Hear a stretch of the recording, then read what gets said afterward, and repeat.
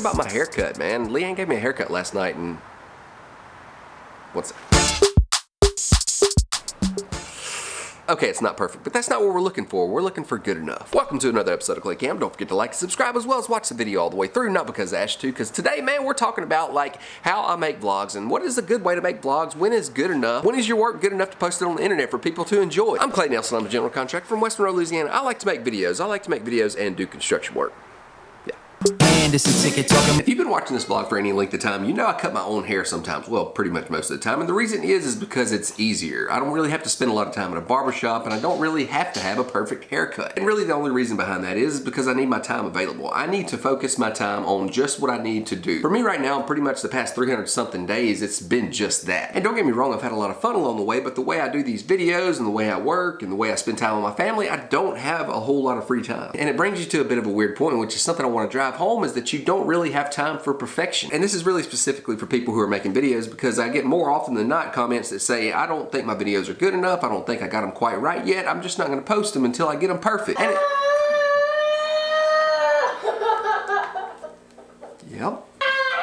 So the first bit of advice is don't worry about getting it perfect, because it's not going to be perfect right off the bat. And odds are it's probably never going to be perfect. Just go ahead and get it out there. There's pretty much always going to be an audience for everything. Look at some of these weird kids videos, man. They got like 50 million views and they're really cringy. Just think about it. If you can make better videos than this. Spin fidget spinner on this Ben 10 for 5 seconds. You guys have to smash the like button. Then maybe you should go ahead and dive on in. First thing I want to talk about is perfection. Right.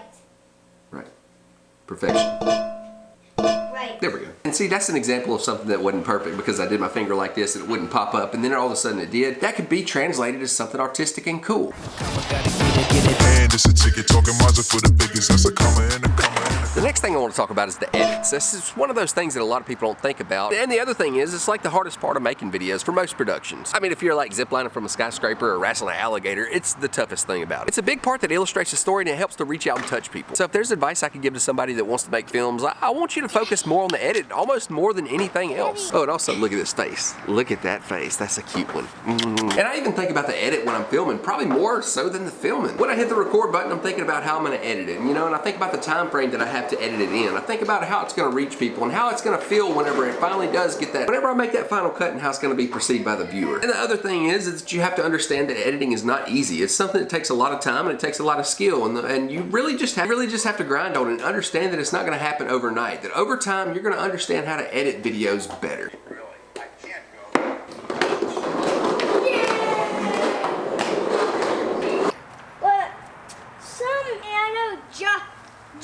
Judah.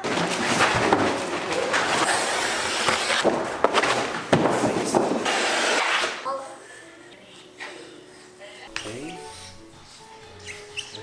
Get it, I'm a comma and a comma and a comma, gotta get it.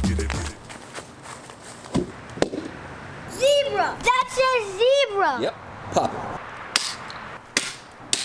Next thing is story, and story is not like this big elaborate thing, like this big giant experience you had and it's got to like intrigue a bunch of people. It's just the story that you're telling in that specific video, and it doesn't mean that it has to be anything like big giant theatric. I'm pretty sure the dictionary is going to say it a whole lot different, but a story, I believe, is a chain of events and just how they are connected. A single work of art with a certain cadence to it that just makes sense. Even like your how-to videos, all the little sequences need to be connected. All your little clips need to make sense together. And if you're telling a real story, like Little Red Riding Hood went through the forest and she was like stumbling around and saw this big wolf, and the wolf ate her, and her whole family was all pissed off. You know, there's a story there. There's something to be told. There's like something that's going to catch the human brain. And to me, what a story does is it puts that person that's watching the story in a certain mindset. And I've said this before, it almost takes the person out of their own reality. It puts them into the video. It makes them a part of what they're watching, which I think is what's so special about video entertainment. And for example, the videos I've been making for the past 347 days, oh, that's a long time. Each day you're going to see a story unfold. Each clip leads to another. Every time I'm doing something, you're always going to see something that connects the other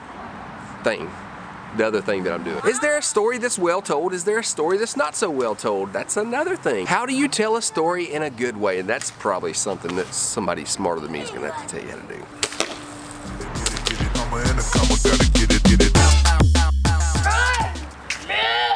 The next thing we're going to talk about is equipment. Like, what kind of camera do you use? What kind of tripod do you use? What kind of microphone do you use? I really get that question quite a bit. And the absolute truth is like the equipment you use is not really that important. I always tell people, even if you have a cell phone, just whatever kind of camera you have is just fine. And with all that said, the camera I use is a Canon 80D, and it really does help a lot. Whenever you're trying to make videos that are a certain quality, for example, like during the edit, I have to do a lot less color correction whenever I have this nice camera. As to where before I was using a camcorder, it just didn't really have that color, and I would spend a lot of time trying to make the color look right. As well as the contrast, I'd have to go in through the edit and just make sure the contrast was just right. And like a DSLR, it just makes that contrast a lot better. It's more natural. It just happens within the camera as you're filming. So if your goal is to reach a certain quality, a good camera does make a difference. It'll save you a lot of time during the edit. Security system and a security system and a idea.